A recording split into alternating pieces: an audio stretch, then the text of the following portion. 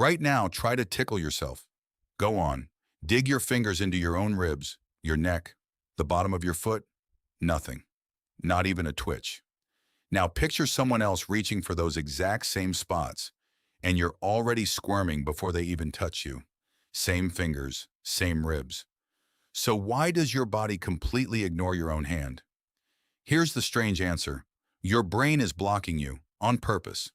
There is a system inside your head whose entire job, in this moment, is to make sure your own touch does nothing to you. And the reason it can't be fooled is the same reason you can never sneak up on yourself. Not ever. Let me show you exactly what it's doing. Start with a simpler question.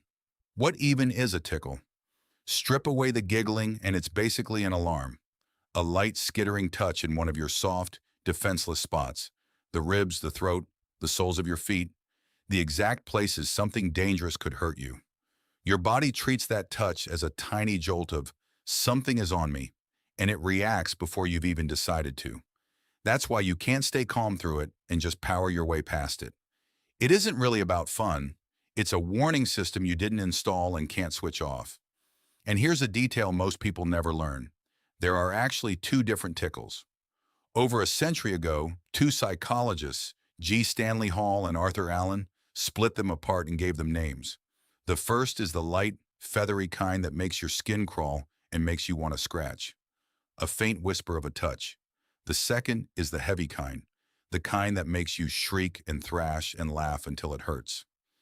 And here's the strange thing about that second kind. As far as anyone can tell, you cannot produce it on yourself at all. The helpless, laughing tickle only works when it comes from someone else, which is a giant clue in itself. Why would a touch turn into helpless laughter only when another person delivers it? The leading idea is that this kind of tickle is a form of social play, a safe rehearsal of being attacked in your softest spots, usually by someone you trust, a parent or a sibling. The laughter is the signal that everyone knows it's a game, which is why the whole thing collapses the moment trust is missing. If a stranger suddenly lunged at your ribs, you wouldn't giggle. You'd panic. Same touch, completely different alarm, tickling lives right on the knife edge between play and threat. Which brings us back to your own useless hand. Why can't you play this game with yourself? Here's where most people's guess goes. You'd say, obviously I can't tickle myself because I know it's coming. No surprise, no reaction, and you're close. But knowing isn't quite it. You can know with total certainty that a friend is about to get you. You can watch their fingers creep toward your side in slow motion, fully braced, and you'll still lose it. Knowing doesn't save you. Bracing doesn't save you. So it isn't knowledge doing this. It's something far more precise. Your brain isn't just aware a touch is coming. It's predicting it, down to the exact spot, the exact pressure, the exact instant. And that prediction is the whole trick. Here's how it works. Every single time you move, lift a finger, reach out a hand, your brain quietly does two things at once. It sends the command out to your muscles, but it also keeps a copy of that command for itself and runs it forward like a private rehearsal to work out what's about to happen to your body. A little cauliflower-shaped lump at the back of your skull, the cerebellum, is a big part of what runs that forecast. So in the split second before your finger even lands, your brain has already calculated precisely what that touch should feel like. Then the real touch arrives, and your brain holds the prediction up next to it, and they match. Perfectly. The instant they match, your brain does something almost sneaky. It turns the volume down. It cancels the sensation. This one's just me, it decides. Nothing to worry about. So the exact same touch that would have made you scream from someone else's hand barely even registers from your own. Think of it like your brain wearing noise-canceling headphones. But the noise it's canceling is you. It knows the sound of your own movement so well that it plays the opposite and erases it, leaving only the outside world. And scientists have actually watched this happen. In the late 1990s, a neuroscientist named Sarah Jane Blakemore, working with Daniel Wolpert and Chris Frith at University College London, slid people into a brain scanner and gave them the very same soft touch two ways. Once from their own hand, once from a machine. Same touch. But when it was self-produced, the touch-sensing part of the brain lit up far less. Right there on the screen, you could see the brain turning its own signal down. The tickle was being erased, not out in the skin, but deep in the mind. which sets up an obvious dare. If this whole thing runs on prediction, could you break it? Could you somehow feed your brain a touch it can't predict while still using your own hand to cause it? You can, and the experiment they built to prove it is genuinely delightful. They rigged up a little machine. You move a lever with one hand, and the machine reaches over and strokes the palm of your other hand in response. So the movement is yours, but a robot is delivering the actual touch. At first, exactly what you'd expect. Nothing. Predictable, self-caused, canceled, not ticklish in the slightest. Then the researchers changed one tiny thing. They slipped in a delay. They made the robot wait a fraction of a second, about a fifth of a second, between your movement and the touch it delivered. And just like that, people started feeling it. The longer they stretched the delay, the more ticklish it became. Then they tried it a second way, swinging the direction of the touch away from where the movement pointed. Same outcome. The more the touch drifted from what the brain had predicted, the more it tickled. Sit with how strange that is for a second. It was still your own movement setting the whole thing off. Nothing about the touch on your skin had changed. Same pressure, same spot, same soft stroke.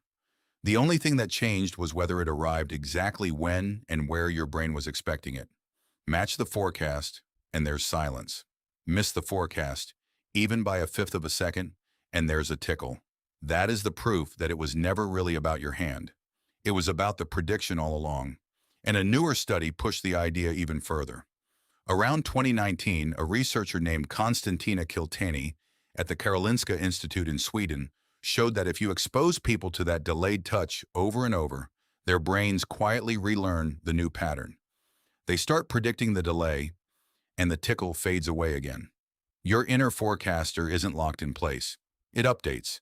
Feed it a new rhythm, and it retunes itself, until your own touch goes boring once more.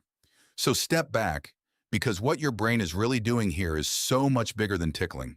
Your brain is a prediction machine. Every waking second, it is guessing the next half second before it happens, and then quietly deleting almost everything that comes true. The expected stuff gets muted so you barely notice it, and only the surprises are allowed through. And the single biggest, most constant, most utterly predictable thing in your entire world is you, your own body, doing exactly what you just told it to do. So your brain mutes you, almost completely. And once you see that, you start catching it everywhere. It's why you can't really hear your own chewing the way you hear a stranger's across the table. Yours is predicted, so it's erased. Theirs isn't. It's why your recorded voice sounds like an imposter. You've spent your whole life hearing your own voice pre-canceled from the inside, so the raw, unmuted version feels wrong.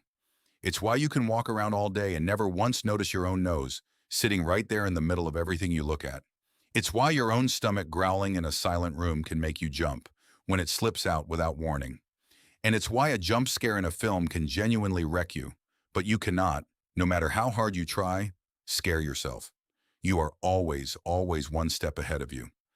And here's the part that turns a little haunting. That same quiet system, the one erasing your own touch, may be woven into how your brain answers a much deeper question. Which of the movements out in the world are mine? Every time it predicts a sensation and the prediction comes true, it's essentially stamping that moment with a label. Self. That is part of how you come to feel like the author of your own actions, instead of a passenger being driven around inside your body. The same research group found that for some people, including those living with certain conditions where that sense of ownership over one's own actions gets blurred, the muting runs weaker, and a self-produced touch can start to feel as if it came from somewhere else entirely, which tells you this was never a party trick. The reason you can't tickle yourself is stitched into the reason you know that you are you. So no, you are not broken because your own fingers do nothing. It's the exact opposite. Every failed self-tickle is your brain quietly passing a test. It runs 1,000 times a second. It looked at the touch, checked it against its own forecast, found a flawless match, and calmly filed it under one word. Me. Boring. Handled. Safe. The day it stops doing that so perfectly is the day the whole world would start to feel very strange indeed. So the next time your own hand skates across your ribs and you feel absolutely nothing, don't feel cheated. That nothing is the sound of your brain working perfectly, running half a second ahead of you, certain of exactly where you are, and saving the alarm for a hand that isn't yours. You can't tickle yourself for the same reason you can't surprise yourself. Out of everything in the entire universe, you are the one thing you will never see coming because you are already there.